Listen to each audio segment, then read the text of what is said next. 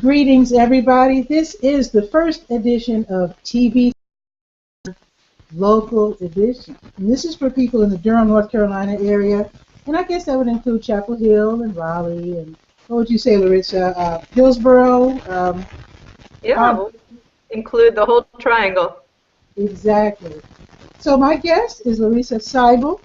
And you might recognize her. I'm going to ask you to tell us where you were before, but now Ms. Seibel is with Reinvestment Partners, and I usually list their homeowner workshops every month in the Durham Skywriter, which you can read at durhamskywriter.com.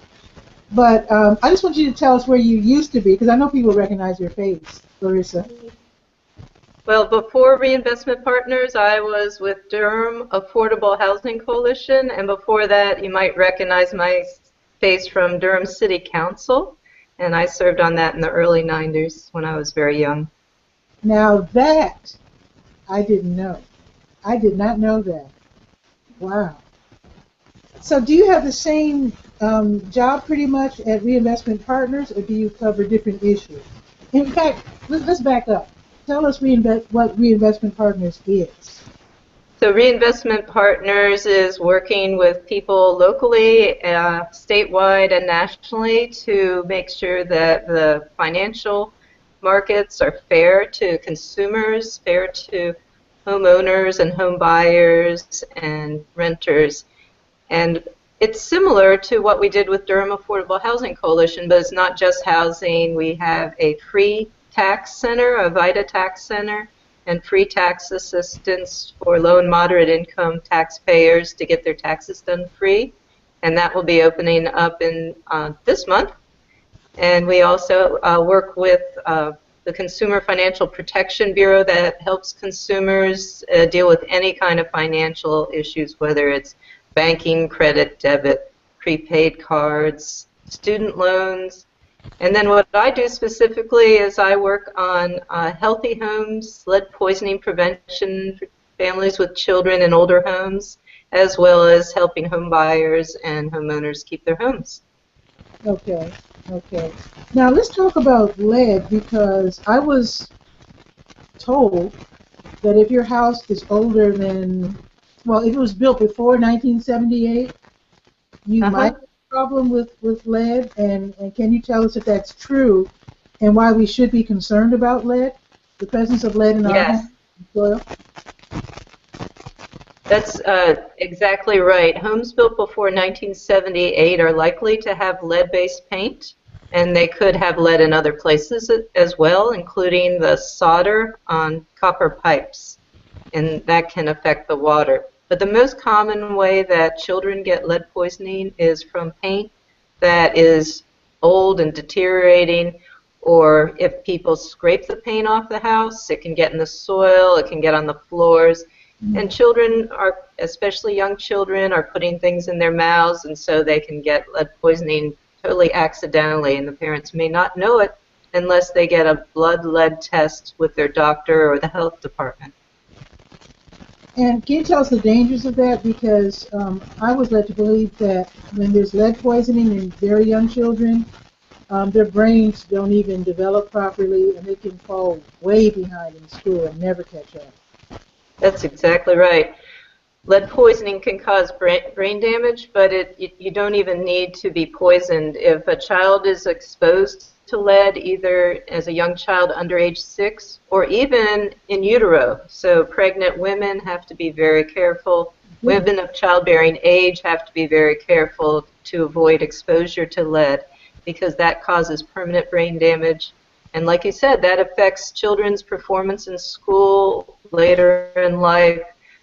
They may have behavior problems that can lead to criminal behavior, to not being able to think and behave in ways that allow them to be successful in life. So it can have serious, serious consequences. Well, suppose you live in a really old house, okay, but you know most houses, I would guess, have been painted since 1978, so isn't it, can't you just assume that it's been painted over? Yeah. Painting it over is great, as long as the old paint stays on the wood or wherever it is and it doesn't come off. But when you scrape the old paint before you paint the new paint, that's where you can have problems. So the federal government required all the states to require that any contractor who scrapes old paint on old homes must be trained, certified, and work lead safe. And that's a fairly new rule, and a lot of people don't know about it, and they may end up with a problem if a contractor is not trained or working safely.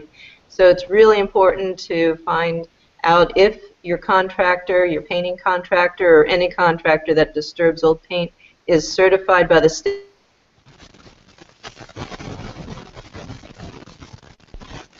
Okay, so we're talking about lead paint. So you're talking about the kids putting the paint in their mouths, but is it dangerous if they breathe in dust, or is it just the ingestion of lead that's bad? I mean, can they touch it? Is it okay for them to like touch the lead and not have a problem with it? Yeah, one of the things you do have to be careful with is breathing in lead dust. So for adults can get lead poisoned, although it takes a lot more dust that they breathe in. So if you are a painter or if you work on old houses, you could be creating enough dust to get lead poisoned yourself, or at least get that lead in your body, which can, if you're pregnant, can be passed along to a child, or at least you could also be bringing that dust home on your clothes. If you work in construction, it's very important to make sure that the dust stays on the work site. In fact, you're supposed to put down plastic. You are going home totally clean so you don't poison your family. But if you are working with lead, or if children are in an older home, one way to prevent lead poisoning is to wash your hands a lot. And so that's something that helps with lead poisoning as well as other health issues. So washing hands, and then the other thing that helps a lot is a good diet, high in iron, calcium, and vitamin C, which can protect children against lead. Okay. Now, someone told me that, you're speaking about construction, that when it comes to commercial construction, some of the paint that they're using commercially, I don't know if commercial is the right word, but large industrial situations like big stores and whatnot and businesses, that can be lead-based. So, right. So if you're working as a painter or in the construction field where you're in a commercial environment, I guess you would like for them to wash their hands a lot and be very careful about what they bring into the home in terms of their work clothes. Right. You can get lead-based paint for commercial products, but for the home, it should not have lead that would poison children. It's just the older paint that we're concerned about in homes, but there are some commercial buildings that may also have lead paint, and they use it on bridges and roads and that sort of thing. Okay, so what can you do if you're living in an older home and you're, starting to wonder about whether you might have lead, the presence of lead in your home? You said pipes and old paint and straight from outside in the soil. Is there some kind of a test that they could run over the surface of their home to test for lead? Yes, there are tests, and the important thing is to work with a certified renovator or a lead abatement contractor, and you can either get a complete lead inspection and risk assessment, so you find out where all the lead is, or if you just want the contractor who's coming in to tell you how much it might cost to do the work you're planning to do, they can just test the paint where they're going to be working. So it's good to get a professional to do it. Homeowners can do it themselves, and even renters can, get a lead check kit at the hardware store.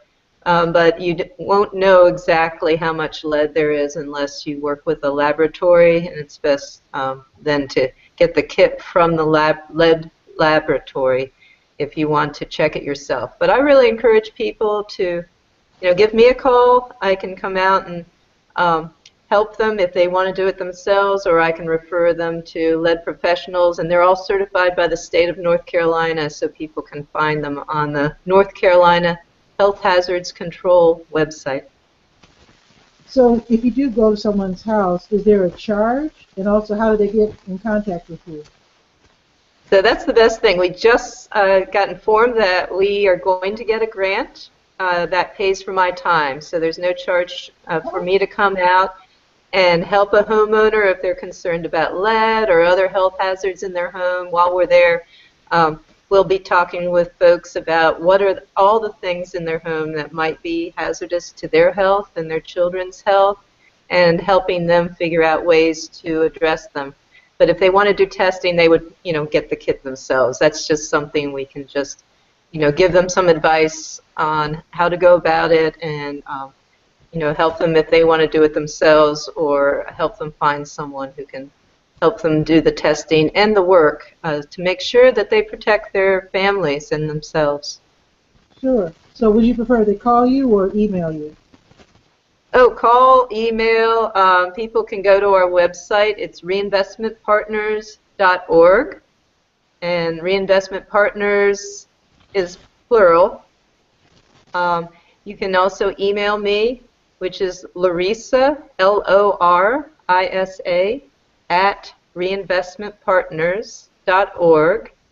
And you can give us a call at 919-667-1000, and I'm extension 25.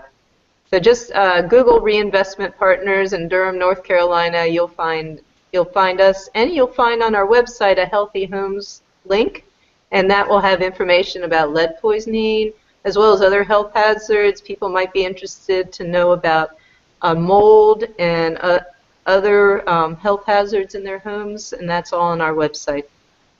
I think mold is a big problem. I don't know how people deal with it. Is there some standard way that people check for mold?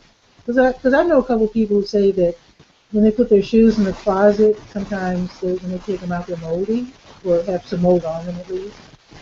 Yeah, in North Carolina, it's very humid in the summertime, so a closet that stays closed up all summer is going to get moldy, and shoes certainly are really susceptible to that because they also tend to be damp.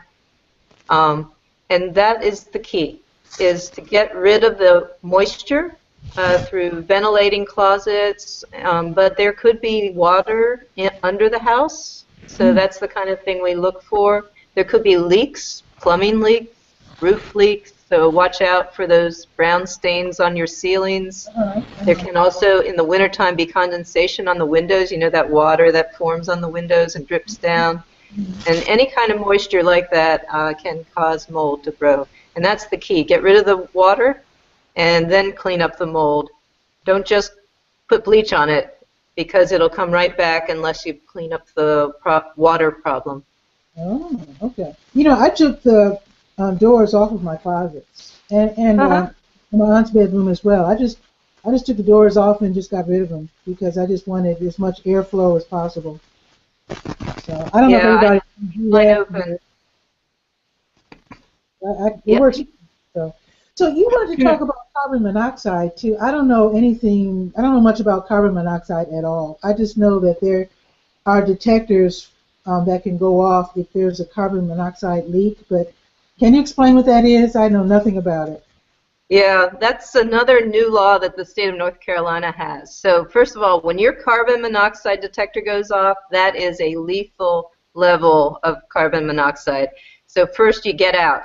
Just like if your smoke detector went off and there's a fire, you just get out. And then you call 911, and they will come in and test the house and make sure it's safe. If it's not, then you're out. You didn't die. You might be a little cold, but it's a common thing to happen, especially in the winter. If your heating system isn't vented properly or isn't running properly or is cracked or broken, or if you have unvented space heaters or fireplace or a stove that's burning gas. And the new law is you have to have a carbon monoxide detector in every rental home in North Carolina that burns gas or anything combustible. And homeowners will find out that they'll need to get a carbon monoxide detector if they have a gas appliance of any kind and someone comes out to work on it. they need to bring you a carbon monoxide detector if you don't have one. That's the law. Okay. Again, I've only dealt with radiator heat back in Chicago, and then now that I'm in Durham, I've only dealt with electric heat, which is something new to me. But I've never dealt with gas, so that's why I was unfamiliar with carbon monoxide. So do you think a lot of homeowners use gas in this area? Well, people have gas water heaters, gas stoves, gas furnaces are probably the most common thing, and that's what you might have problems with. But then sometimes your heat breaks down, and people will use those kerosene space heaters, which are Yeah. really not safe Oh, they're not? because they're not vented, so you're burning, and all that smoke and fumes, including carbon monoxide, is in the air that you are breathing, and you don't even know it because carbon monoxide is odorless. You don't even smell it. Now, you might smell the other things, Yeah. but if you're smelling your kerosene heater inside the house, then it's putting out carbon monoxide, and that could be very dangerous. Oh. Because I saw a TV show where they illustrated that if you're if you start to become overcome with carbon monoxide, whatever, they say, or if you see someone who's in danger, they say just like you get real sleepy and you don't Yes. realize that you're being poisoned, and it's just like, oh, it just feels so nice, you're getting sleepy. But they say no, you have to like slap them awake and get them outside, and they say Yeah. if you fall asleep, you just might not ever wake up again and never know what happened. Yeah. Yeah, That's you may not realize that you're being poisoned by carbon monoxide, and you may actually, get a little bit sick. You may not get a lethal dose, but if you're feeling sick a lot and your house has gas heat, get it checked out. It's important to get the gas furnaces checked out to make sure that they're working properly to prevent poisoning that could kill you. So does your grant include your going to people's houses and checking for that as well? Or does somebody else conduct those tests? So what I would be doing is looking for health hazards. If there's a gas-fired appliance, I'll find out if there's a carbon monoxide detector in the house and test it to see if it's working. Bring a Okay. step stool because sometimes they're hard to reach. And Okay. when we encourage people, to get these carbon monoxide detectors, if they are not able to, the fire department is able to help elderly and disabled people with limited incomes or who are not able to install them with that, because the fire department has had that program for a few years. Okay. So you can call City of Durham and ask for the fire department, and they may be able to help you. Because I've heard of them giving them away for free, and like you can call Exactly. 560, was it 560-1200, area 919. Yes. And I think the senior center downtown also had them. I don't know if they do this year, but I will be checking that. If that is indeed true, I will put it in the Durham Skywriter, and I will announce it on the next edition of TV Skywriter Local Edition. Is there anything else you want to say to us, Lorisa? I'm so happy to have you on the first edition of my show here. Yeah, it's very exciting to be here with the new year and to help people make sure that their homes are safe and healthy for the new year. And you gave that number for Durham One Call, the 919-560-1200. It's Mm-hmm. easy to remember. Keep it in mind if you have a concern about your home and it's a rental home. You can call that number, ask housing inspections.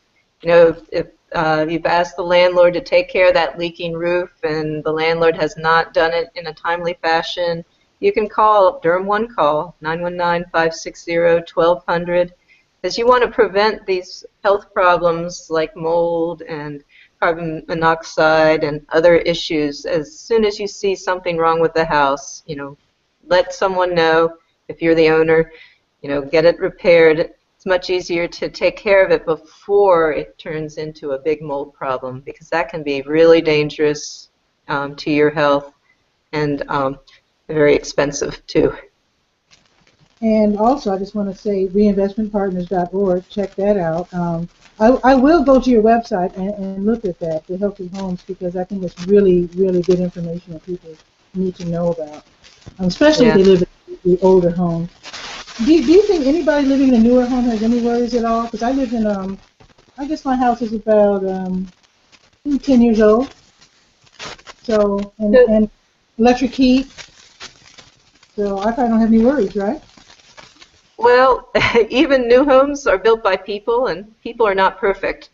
So we have a home buyer class, and the one thing that HUD tells us to do is to make sure that people buying a home, whether it's new or old, get it inspected by a professional home inspector. And we have an inspector come in and talk about all the problems he finds in those brand new homes, because people are not perfect and there can be problems even in a brand new home. So be sure to get your home inspected before you buy it. Also make sure you check out your home thoroughly before you rent it. I'm even willing to come out with families with young children who want to check out a house before they rent it. I'm happy to come out and work with them. And also, I'm happy to come out if people are talking about renovating their home and want me to give them some advice. And one more thing, there's another resource in town. It does cost some money, but it's at a very competitive price, and that is for contractors. If you're working on older homes and you want to protect the health of yourself, your workers, and the children in the home from lead, PEACH, Partnership Effort for the Advancement of Children's Health, Lenora Smith's group, is offering trainings for contractors at a price that's lower, I believe, than any of the other places that teach these classes in the Triangle or elsewhere in North Carolina. So you can contact me and I'll get you in touch with Lenora. The next class is January 15th. So if you're planning a renovation on an older home this year, make sure your contractor is certified, or put them in touch with me so I can get them in that class. I'm glad you said that. I was unaware. So I will get that information as well, and I will slip it into the January issue of the Durham Skywriter. And just to let you know, viewers, and if you're readers of the Durham Skywriter, the way I do it now with it being a website, I upload it slowly because it's a website and not a PDF file like it was before. I kind of enter the information through the week, so through the first week of the month. So I've already started updating the Skywriter, so the January issue is evolving slowly through the week, and I will get that information and include that probably on either the how-to page or the word page. I want to thank you so much, Lorisa Seibel, for being on the show. And you're very welcome. Let me know if you want to come on and do a long-form show. On Sundays, we get to talk pretty much as long as we want. But I know it's really difficult for nonprofit organizations. You're not operating out of your home like the writers and musicians that I interview. So if you'd like to come on again on this local edition, which is during the week, I welcome you to come on again. And if you viewers, if you'd like to be a guest on TV Skywriter Local Edition, just write to me at durhamskywriter@gmail.com. I will send out notices next week for next Friday's show, because the way I'm going to do it is that people will write to me. I'll put their name in a little hat here. I'll pull the name and then interview that person Friday afternoon at 1 p.m. And I think I didn't get a lot of responses because I've noticed that people here in Durham are very shy. Very often when I invite them to come on the show, they start blushing and they're like, oh, well, no, that's okay. But this was fun, wasn't it, Lorisa? Nothing to it, right? Oh, yeah, it was really easy. Yeah, it's fun. So I invite you again to write to me at durhamskywriter@gmail. You might want to wait for me to send out the call on probably Monday or Tuesday of next week.